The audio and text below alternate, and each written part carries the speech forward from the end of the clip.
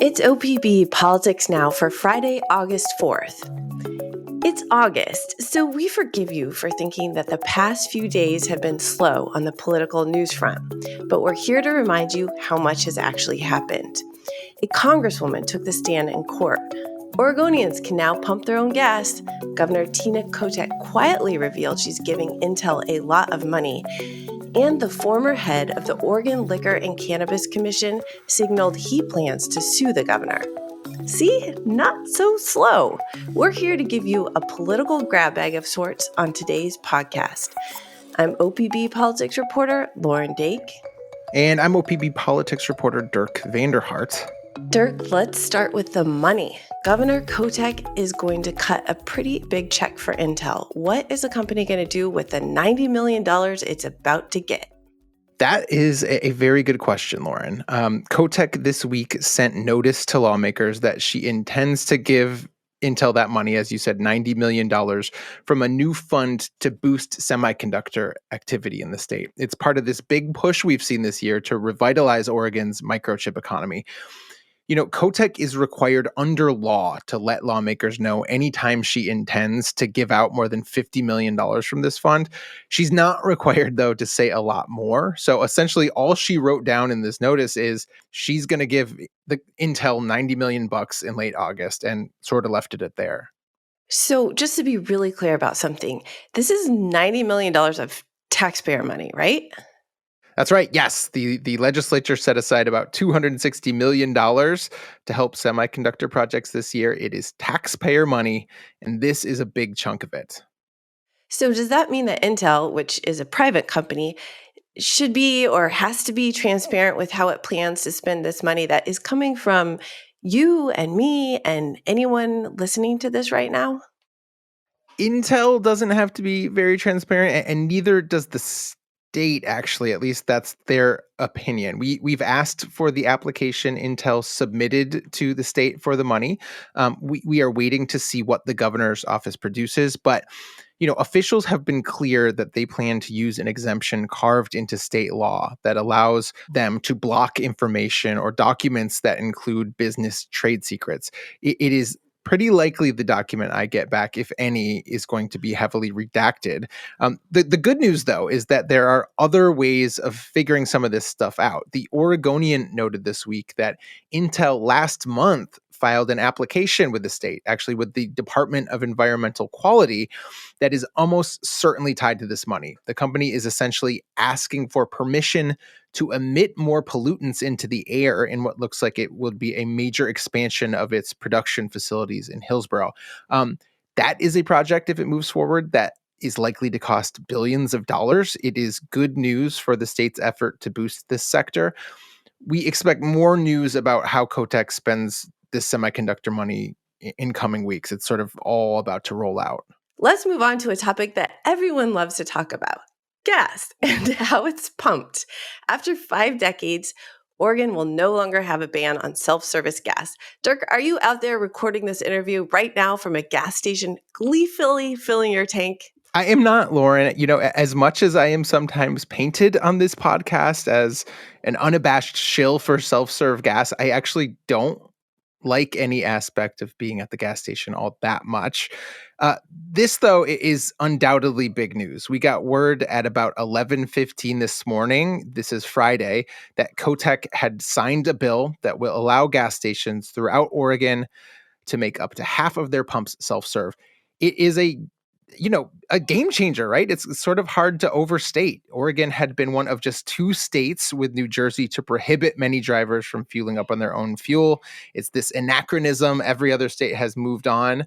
And the reactions today, predictably, are sort of a mix of people who are very sad or who think, everything is about to be on fire, or folks who are just jubilant and actually looking forward to the time they're going to get back, not waiting for gas station attendants to make their way to their car. It's interesting, too, because Kotek was reluctant to really share early on whether she was going to veto this legislation, but she did not, and we will now have self-serve gas, but not every bill was so fortunate.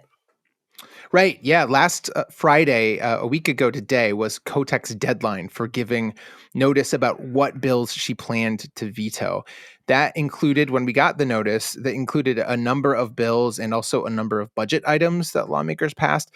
Probably most notably, Kotek plans to nix $600,000 that was meant to study the sex industry or sex work industry.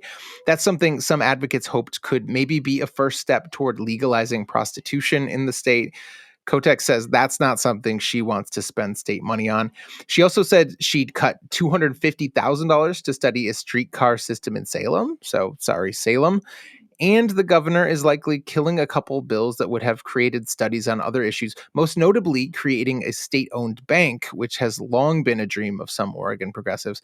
I have to note, though, today is her deadline for actually issuing these vetoes. And as of now, I have not gotten official word that she's going to do it. So that's a caveat. We think she will, but, things can change. Let's pivot and touch on something else interesting that happened this week. U.S. Congresswoman Val Hoyle, who was previously Oregon's labor commissioner, took the stand in Multnomah County Circuit Court this week, and she defended her treatment of the woman that she hired to head the Civil Rights Administration.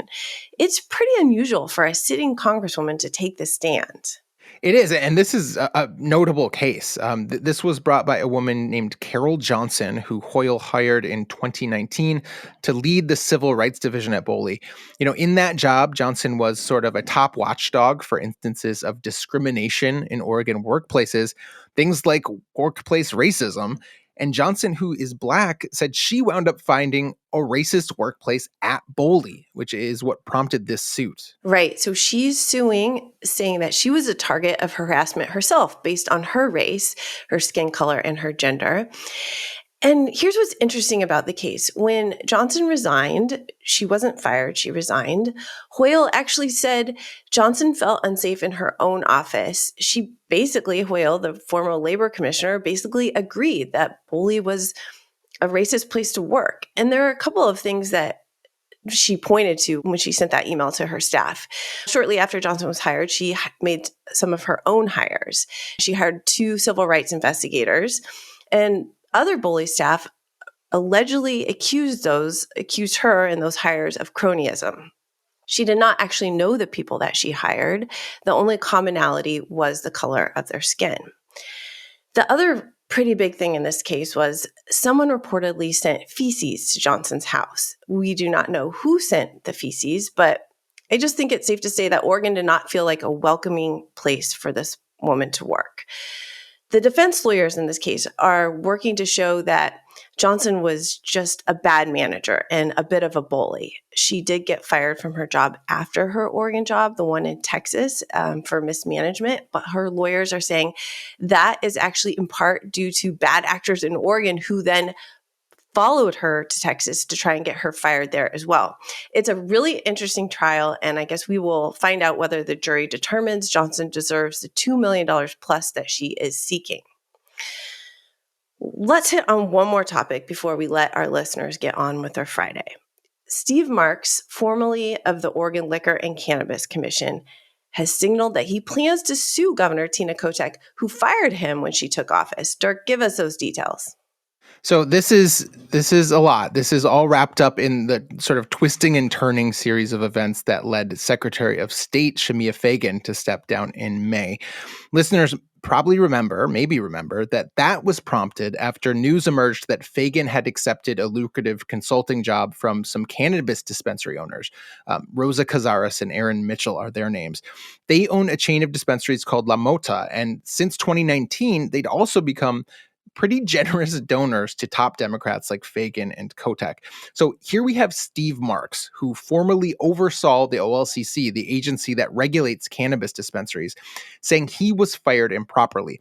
And his argument is that he ran afoul of Cazares and Mitchell, mainly Cazares, when his regulators cracked down on them for mishandling cannabis in 2018. He said that led the pair to get involved in politics, where they ultimately got close to Kotek and convinced her to fire Marks. So we should be clear here. Marks has not sued. He's just said he might, and he doesn't actually offer much evidence in his notice that Kotek fired him for this reason.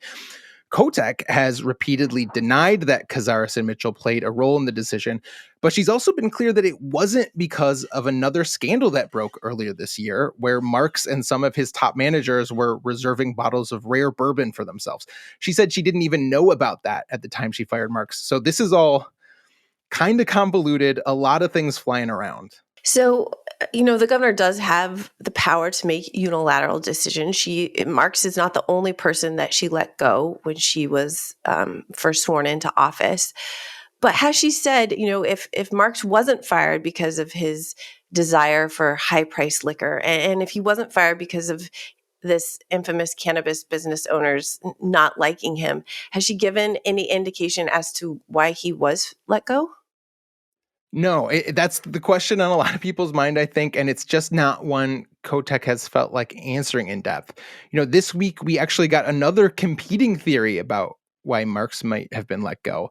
Mike Marshall, who is a Democratic booster and the head of a group called Oregon Recovers, issued a statement that, in fact, he had been urging Kotek to fire Marks. He said he told her twice she should do that. Marshall is part of a group that's against the state's permissive alcohol policies. He believes Marks was way too focused on selling booze to the detriment of public safety and public health. We asked Kotek if Marshall's theory was right and that he was sort of the instigator in all this. Here's what she said. Here's what I would say. First of all, I don't want to address any of the allegations by Mr. Marks because it's pending litigation. I make my decisions on my own. And I have lots of conversations. And Mr. Marshall has said what he has said. What I know is that we needed new leadership at OLCC, and that's what we have.